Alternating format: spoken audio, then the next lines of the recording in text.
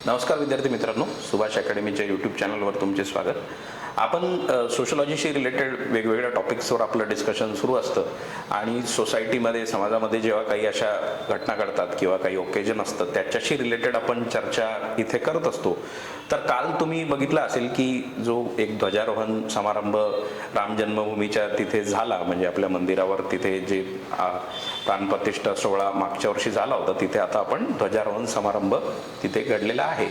आणि त्याच्याशी रिलेटेड एक जे सोशलॉजिकल अंडरस्टँडिंग आपल्याला बघता येईल किंवा ॲप्लिकेशन काही कुठल्या तरी कन्सेप्टचं आपण तिथे करू शकतो. तर त्यामध्ये इमाईल दरखाईम जे आहेत आपले, त्यांनी जो एक रिलिजनचं त्यांचं ॲनालिसिस दिलं, रिलिजनचं एक सोशल फॅक्ट म्हणून त्यांनी बघितलं, किंवा आपण त्यांचं एक सोशल इन्स्टिट्यूशन आहे, एक सामाजिक संस्था आहे रिलिजन, त्याबद्दल त्यांचं जे एक ॲनालिसिस आहे सॅक्रेड आणि प्रोफेनच्या संदर्भात ते जे बोलतात, किंवा टोटेमिझमचा जो एक अँगल त्यांचा आहे तो आपण इथे अप्लाय करण्याचा प्रयत्न आपण करणार आहोत. तर हे जे याच्याने काय होईल की तुमची जी एक बेसिक अंडरस्टँडिंग जी आहे आपल्या सोशलॉजिकल कॉन्सेप्टशी रिलेटेड, ती तुम्हाला ॲप्लिकेशनच्या स्वरूपात तुम्हाला अप्लाय करता येईल. आणि त्याच्याने काय होईल की तुमचं एक तुम्ही त्याच्यावर कंट्रोल तुमचा येईल. म्हणजे तुम्हाला ॲप्लिकेशन ऑफ कन्सेप्ट्स कळाले तर ते तुमच्या आन्सर्समध्ये सुद्धा दिसतील. आणि इतर सुद्धा आपले जे स्टुडंट्स आहेत जे बघतात त्यांना सुद्धा एक सोशलॉजीचा परिचय यामधून होतो. ठीक आहे, तर ओव्हरऑल आपण बघू आता दरखाईमच्या सेन्समध्ये. हे आपले इमाईल दरखाईम आहे, त्यांनी टोटेमचा हा एक कॉन्सेप्ट त्यांनी दिला, टोटेमिझमचा कॉन्सेप्ट त्यांनी दिला.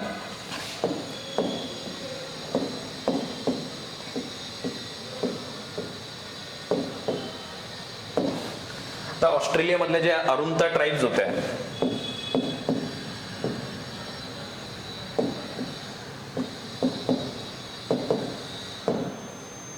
त्यांच्याशी रिलेटेड त्यांची तो थेसिस आहे. म्हणजे त्यांनी ज्या त्या सेन्समध्ये त्यांनी रिलिजनचा एक जो मूळ एक आहे की रिलिजन आलं कुठून, म्हणजे एक सामाजिक संस्था म्हणून रिलिजन कुठून आलं, त्याच्याशी रिलेटेड त्यांची थिअरी आहे. आणि त्यांनी अरुंता ट्राईब्सचा जो स्टडी करून त्यांनी टोटेमिझमचा ही जी संकल्पना आहे ती दिली. आता टोटेमिझम म्हणजे काय नेमकं? एक सिम्बॉल आहे.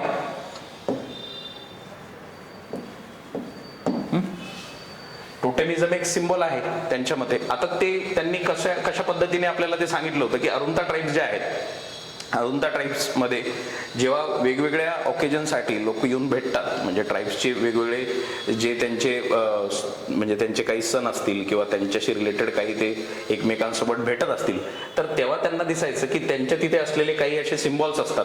त्या सिम्बॉल्सला घेऊन त्यांच्याबद्दल फार एक त्यांना आदर असायचा किंवा त्याला एक फार पवित्र भावनेने ते बघायचे. तर हे जे सिम्बॉल्स होते की ज्याला म्हणजे एका पर्टिक्युलर सिम्बॉलला टोटेम म्हणून त्यांनी आपल्याला टोटेम म्हणून एक त्यांनी त्याला माहिती आपल्याला एक कॉन्सेप्ट म्हणून दिली. आता अरुंता ट्राईब्सचं त्यांचं त्याच्या मागचं एक स्पष्टीकरण जे होतं की टोटेम किंवा कुठला तरी सिम्बॉल, या सिम्बॉलला बघून त्यांच्यामध्ये एक ती शक्ती निर्माण व्हायची असं त्यांना वाटायचं. म्हणजे असं त्यांनी एक त्याचा संदर्भ दिला की जरी लोक येऊन भेटायचे आणि त्यांना वाटायचं की सगळे सोबत येऊन भेटतायत, तर एक एनर्जी क्रिएट झालेली आहे, एक कलेक्टिव्ह एफर्वसन्स क्रिएट झालेला आहे. तो कलेक्टिव्ह एफर्वसन्स जो आहे त्याला ते कशाशी जोडायचे? त्या पर्टिक्युलर सिम्बॉलशी जोडायचे. प्लॅन्ट असेल किंवा काही कुठल्या तरी एका पर्टिक्युलर सिम्बॉलला ते जोडायचे. तर त्याला टोटेम म्हणून त्यांनी आपल्याला सांगितलेलं आहे. तर आजच्या घडीला म्हणजे आज आपण जेव्हा बघतो तर मॉडर्न डेमोक्रेसीमध्ये, आता ते फार जुना काळ होता तो, त्या काळातलं रिलिजन आणि आताचं रिलिजन फार बदललेलं आहे. ठीक आहे, बट बदललं जरी आहे पण त्याच्या मागची भावना ती तशीच आहे. म्हणजे आज सुद्धा टोटेमिक एक्झाम्पल्स आपल्याला दिसून येतात. तर आजचे टोटेम जे आहेत हे वेगवेगळ्या याच्यामध्ये आपल्याला दिसून येतात. तर फ्लॅग्स है ना, आता आपला जो नॅशनल फ्लॅग आहे, ट्राय कलर जो आहे, तो आपल्या सगळ्यांचं एक कलेक्टिव्ह रिप्रेझेंटेशन त्याच्यामध्ये आहे. आपलं एक रिफ्लेक्शन आपण त्याच्यामध्ये बघतो, एक सिम्बॉलिक रिफ्लेक्शन म्हणून आपण त्याच्याकडे बघतो. आपला जो नॅशनल फ्लॅग आहे आपल्या भावना जोडलेल्या आहे त्याच्याशी, आणि त्याला आपण पवित्र याच्यामध्ये बघतो. आपल्याकडे तुम्ही बघाल तर आपण फ्लॅगचा अनादर करू शकत नाही. फ्लॅगला आपल्या नॅशनल फ्लॅगला घेऊन एक वेगवेगळं आपलं एक धारणा आहे, एक पवित्र धारणा आहे. आपण त्याला असं खाली ठेवत नाही किंवा ते रूल्स मध्ये बसत नाही, है ना. तर एक जो टोटेमचा ऍस्पेक्ट आहे तो मॉडर्न डेमोक्रेसीमध्ये किंवा आता सुद्धा आताच्या काळात सुद्धा आपल्याला दिसून येतो. आणि कालचा जो प्रसंग घडला किंवा कालचा जो एक सोहळा होता त्यामध्ये जो जो एक ध्वज आपल्याला तिथे दिसून येतो तो सुद्धा एक टोटेमिक एक्झाम्पल आहे.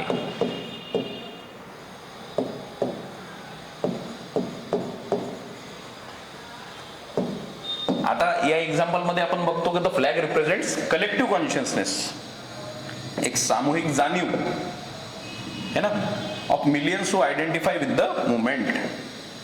म्हणजे राम जन्मभूमी मुवमेंट सोबत जुडलेले जे लोक आहेत किंवा जे हिंदू समाजामध्ये त्याबद्दलची एक श्रद्धा जी आहे ती आपल्याला एक प्रतिकात्मक सेन्समध्ये त्या ध्वजामध्ये दिसते है ना. तर दर्खाइम यांच्या अंडरस्टँडिंग मध्ये हे जे सिम्बॉल्स असतात हे सेक्रेड असतात है ना.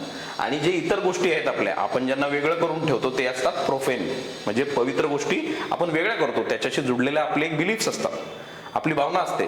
ठीक आहे. तर आजच्या याला आपण जर त्याला अप्लाय करायचा प्रयत्न केला तर टोटेमिक एक्झाम्पल म्हणून आपण त्या ध्वजारोहण समारंभाकडे बघू शकतो. आणि त्याच्यामध्ये एक आपला याचा जो अँगल आहे, सोसायटीचा जो अँगल आहे, कारण दर्खाइम काय म्हणतात की बघा इथे आता ते बोलतायत की it is a source of the sacred. The flag is not a ordinary object, it is a sacred entity set apart from the everyday world है ना.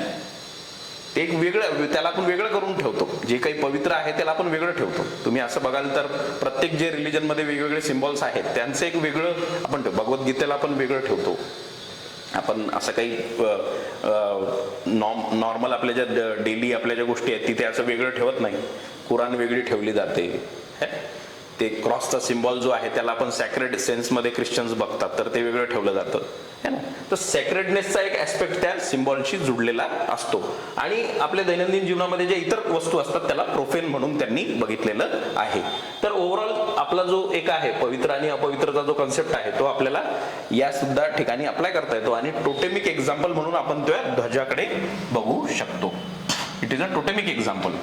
ठीक आहे.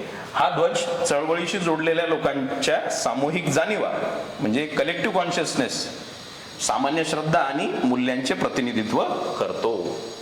याच्यावरून तुमच्या लक्षात आलं असेल. ठीक आहे. हे समूहासाठी एक शक्तिशाली व्यक्तिमत्वाची खूण आहे, म्हणजे एक एक्सप्रेशन आहे है ना. एक पॉवरफुल एक्सप्रेशन आहे ते, म्हणजे त्या मुवमेंटशी जुडलेले जे लोक होते त्यांचं एक पॉवरफुल एक्सप्रेशन आपल्याला त्या फ्लॅग मध्ये दिसून येत आहे. आता दर्खाइमचं ओव्हरऑल त्यांचं सांगण्याचं एक तात्पर्य काय होतं तेव्हा एक कलेक्टिव्ह एफर्वेशन्सचा जो भाग आहे की सामाजिक एकसंधता आणि सामूहिक उत्साह. आता काल तुम्ही बघितलं असेल की मोदीजी तिथे होते आणि तो फ्लॅग वगैरे त्या पद्धतीने जे ध्वजारोहण समारंभ तिथे झाला तर एक कलेक्टिव्ह एफर्वेशन्स, एक सामूहिक उत्साह आपल्याला त्या सोहळ्यामध्ये जाणवतो. तर तो उत्साह त्या पर्टिक्युलर जो सिम्बॉल आहे, जो टोटेम आहे त्याच्याबद्दलची जी रिस्पेक्ट आहे त्या रिस्पेक्टमुळे किंवा त्या बिलीफमुळे तो लोकांमध्ये येतो आणि त्याला एक कलेक्टिव्ह एफर्वेशन्स असा टर्म आपल्याला दर्खाइम यांनी दिलेला आहे. तो that was a collective effervescence which we saw. म्हणजे लोकांमध्ये आपल्याला तो कलेक्टिव्ह एफर्वेशन्स तिथे दिसून येतो. ध्वज हे सामूहिक उत्साहाचे केंद्रबिंदू आहे. सार्वजनिक प्रदर्शन सामाजिक बंध मजबूत करणारे विधी म्हणून कार्य करतात. ठीक आहे. तर ओव्हरऑल आपल्याला एक सॅक्रेडनेस आपल्याला त्या याच्यामध्ये दिसतो. आता दर्खाइमचं जे ओव्हरऑल आर्ग्युमेंट आहे हे आर्ग्युमेंट खूप महत्वाचं आहे. त्याच्याने तुम्हाला ती थेरी कळेल. आपण आपल्या कोर्समध्ये डिटेलमध्ये ती थेरी घेणार आहोत. हे तर आपण एक करंट अफेअर्सच्या किंवा एक जी घटना आहे किंवा ज्याच्याशी एक जो सोहळा झाला त्याच्याशी रिलेट करण्याचा मी प्रयत्न करतोय.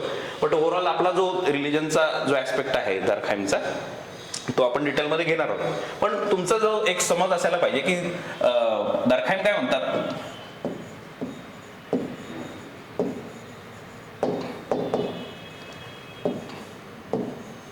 ठीक आहे. आता जरी आपल्याकडे टोटेम असतील, टोटेम काय आहे, हे कलेक्टिव्ह रिप्रेझेंटेशन आहे. कलेक्टिव्ह कॉन्शियसनेस जो आहे, सामाजिक जाणीव जी आहे, आपली सामूहिक जाणीव जी आहे तिचं रिफ्लेक्शन टोटेम मध्ये आपल्याला दिसतं. पण ओव्हरऑल दर्खाइम यांचं म्हणणं आहे की जी आपल्या एक कलेक्टिव्हिटी आहे किंवा आपली जी कलेक्टिव्ह कॉन्शियसनेस आहे याच्यातून आपण समाजालाच आपण एक रिस्पेक्ट म्हणून किंवा समाजालाच आपण वर्शिप करत असतो.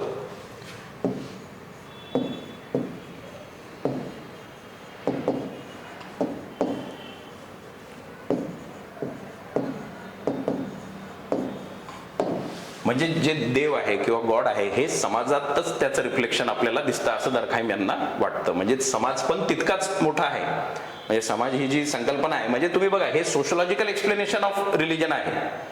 गॉड काय आहेत किंवा रिलीजनचा उगम वगैरे कुठून झाला, काय झाला, हे वेगळे. एक सोशलॉजिकल एक्सप्लेनेशन मध्ये काय म्हणतं की जेव्हा कधी आपण अशा ज्या रिच्युअल्स करतो किंवा आपण एक प्रार्थना वगैरे करतो, त्यामध्ये एक सामूहिक आपलं जर रिफ्लेक्शन आहे सोसायटीचं, ते आपल्याला दिसतं. कारण त्यांच्या मते सोसायटी सुद्धा एक पवित्र गोष्ट आहे. It is also a sacred thing. Why it is sacred? Society sacred का आहे? कारण की माणूस हा सामाजिक बिंग आहे. म्हणजे माणसामध्ये एक सामाजिक समूह जर नसला, सोसायटी जर नसली, तर माणसाचा स्वतःवर कंट्रोल राहणार नाही आणि ती सोसायटी त्यामध्ये केओस होईल, तिथे कंट्रोल चालल्या जाईल. आणि एक मॉरल जी एक कम्युनिटी आहे किंवा सोसायटी जी आहे, त्याचं जी मॉरॅलिटी आहे ती सोसायटीमध्ये आहे. म्हणजे इंडिव्हिज्युअलला जर तुम्हाला मॉरली बांधून ठेवायचं आहे तर ते सोसायटीच्या सेन्समध्ये असतं किंवा सोसायटी त्याला त्या मॉरल पॅरामीटरमध्ये बांधून ठेवते. त्याच्यासाठी सोसायटी सेक्रेड आहे. ठीक आहे, हा त्याचा कोर कन्सेप्ट होता. टोटेम त्याचं एक एक्झाम्पल. आणि आजच्या सेन्समध्ये जो मॉडर्न आपण त्याचा अँगल बघतो, तर वेगवेगळ्या सेन्समध्ये आपण किंवा वेगवेगळ्या एक्झाम्पल्समध्ये आपण टोटेमचे एक्झाम्पल आपण बघतो. तर कालचा जो ध्वजारोहण समारंभ आहे किंवा तो एक जो फ्लॅग आपण तिथे बघतो, तो एक टोटेमिक एक्झाम्पल म्हणून आपल्याला बघता येईल.